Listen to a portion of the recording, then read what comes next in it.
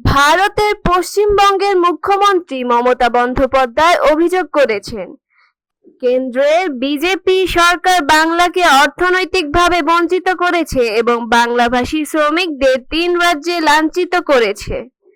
তাদের বাংলাদেশি তকমা দিয়ে অপমান করা হচ্ছে বলেই দাবি করেন তিনি। বুধবার ১০ সেপ্টেম্বর জলপাইগুড়িতে এক সভায় বক্তব্য রাখেন মমতা। এ সময় তিনি ঘোষণা করেন, বাংলা তার নিজের শক্তিতে এগোবে, বাংলায় হাল ধরবে বাংলাই।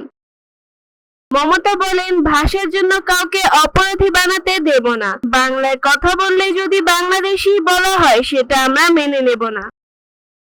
এনআরসি প্রসঙ্গ টেনে তিনি অভিযোগ করেন, আসাম থেকে কোচবিহার, আলিপুরদুয়ার, শিলিগুড়ি পর্যন্ত আদিবাসী মেয়েরাও রেহাই পাচ্ছেন না। তার স্পষ্ট বার্তা, বাংলার মানুষকে দমিয়ে রাখা যাবে না। তিনি আরো জানান, ইতিমধ্যেই ২৪,০০০ পরিযায়ী শ্রমিককে ফিরিয়ে আনা হয়েছে।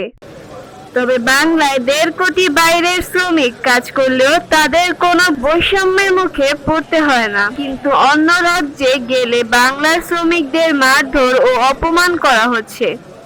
কেন্দ্রীয় সরকারের বিরুদ্ধে ক্ষোভ ঝেড়ে মমতা বলেন, ১০০ দিনের কাজ, সর্বশিক্ষা মিশন, রাস্তা, সরকার, বন্যা নিয়ন্ত্রণ সবখানেই টাকা বন্ধ রাখা হয়েছে। নরেন্দ্র মোদীকে নাম না দিয়ে কটাক্ষ করে তিনি বলেন, যিনি জাতপাতে ভাগ করেন তিনি কখনো দেশের নেতা হতে পারেন না। বাংলাকে গুজরাট বানানোর প্রচেষ্টায় বিরোধিতা করে মুখ্যমন্ত্রী সতর্কবার্তা উচ্চারণ করেন, বাংলাকে গুজরাটে পরিণত হতে দেব না, যতদিন বাঁচবো জয় বাংলা বলবো।